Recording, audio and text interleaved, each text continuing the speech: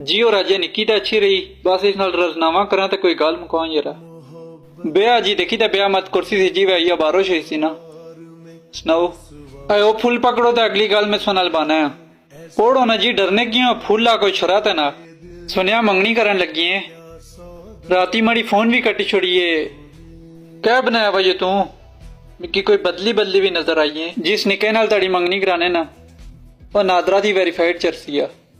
वो रोज मीन नहीं चर्च चिकना, उसने कोई मुस्तकबल ना। मेहरबानी कर ना कर छोड़।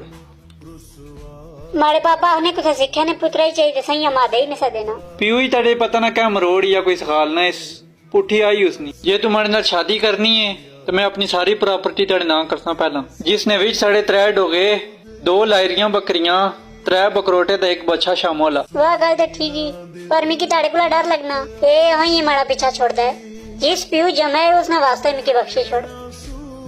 तू मिकी अच्छा नहीं लगना पैड़े बुथा लिया। वो बंद करेगा भाई, महू ने ब्याह सिखाने पुत्रो।